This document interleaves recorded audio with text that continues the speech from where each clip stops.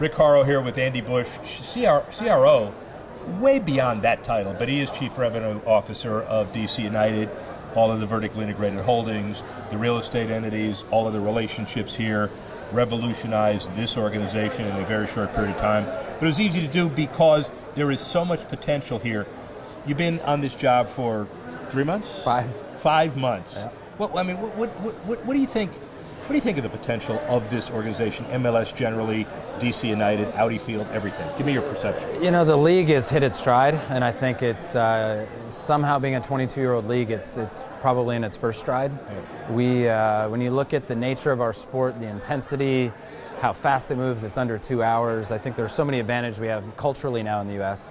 But this whole generation who started playing in the 80s and 90s are now having their own kids, and the quality's getting better, economically is getting better. Our media attention has been incredibly successful in the last few years. So we're finally at that point where we're starting to be noticed around the rest of the world. Well, but I also think it's the raw material also requires some creativity and entrepreneurialism to take it there. You personally were at Octagon, put on a lot of different events. Rose at Octagon, and then you took this on as an amazing opportunity. They have a lot to the organization, the league has a lot to be proud of, to attract talent to be able to take the next step and grow this. A lot of potential here. Yeah, no, I think everything's elevated, and you have to, all of us, our ownership groups, the league office itself, every one of us is as staff, and I think more importantly, how we live in our own communities and what we do to make them better. I mean, the great thing about sports is we naturally aggregate everybody to us, and when we don't leverage aggregating everybody to create positive change, we're letting ourselves down. And I think that's the biggest difference for us as we go forward. We have this shiny, new, beautiful stadium that's so attractive to everybody. Yeah. Our time is now. I'd say even more important than a league, our time is now of what we become when we're playing well, when we're playing bad. It isn't going to matter because our fans are going to be energized. So that's our goal. Well, and let's talk about the timing of this. It's very easy to say U.S. didn't make the World Cup last year, soccer's in a funk, let's just get through that period and figure out what's going on. You, on the other hand, have developed this relationship with the Qatar Foundation, and you've developed something called Kick It with Qatar. This whole event is the day before the opening of the 2019 MLS season, but it prepares the U.S. for the 2022 Qatar event, which then 2026 is the North American Games. But it has a relationship that's way beyond that. Talk about it. Well, I think it's one, and this event, Kick It with Qatar, shows our venue is so much more than just an MLS stadium. So that was critical. Two, the relationship and what we can learn as they're building into something so significant.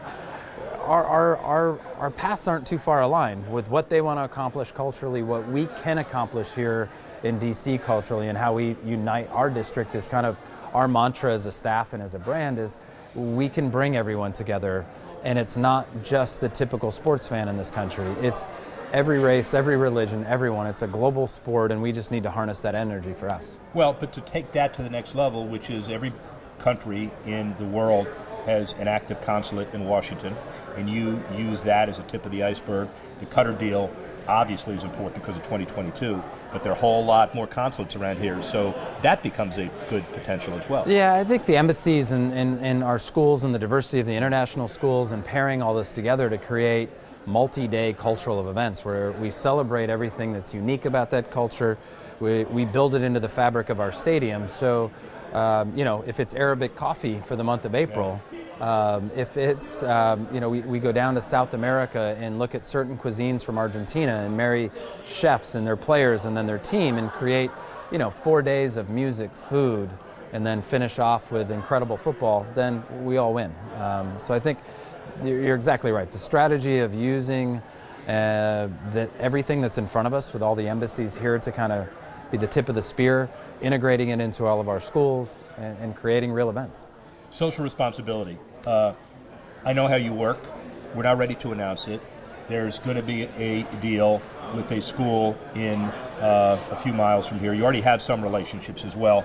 DC Scores, you have a relationship with them as well already. Talk about all of that. Well, DC Scores is incredible.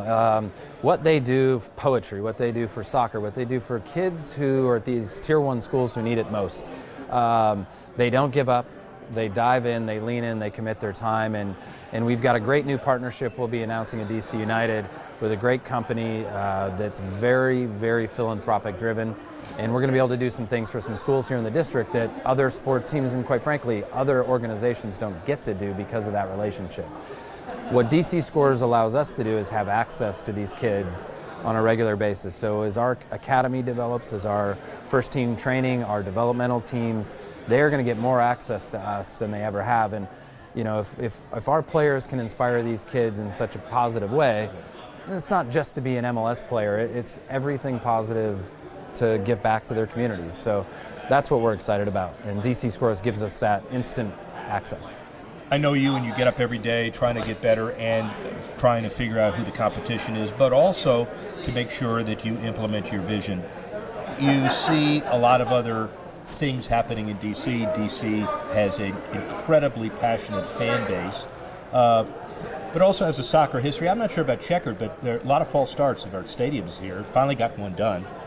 And so how does it feel unleashing your fury in the DC sports market? It's an opportunity of a lifetime for me. It's to be here in one place and have the development around us it's basically a blank canvas. I think that's the most exciting part for me and our staff and our team is there are no rules right now. We have a lot of real estate, we have a lot of land, we have a lot of things to do with our stadium that are up to us to decide how much we want to do. And Loudoun County, too. Loudoun County is going to be incredible for us, 50 miles away of our first team training center, developmental team. So for me, again, like I said, our time is now, and it's our only limit is ourselves and how hard we push. So it's going to be a fun road. Last question, get this one. Andy Bush, MLS, DC United, where are all of you 5 years from now? A dad, home, and retired. That's not true. That ain't going to happen, ladies and gentlemen. I just want to tell you, that's not happening. DC United, MLS, upward, and one of the reasons they're in really good hands with Andy Bush. Thank you, my friend. Thanks, Rick. I appreciate it, bud.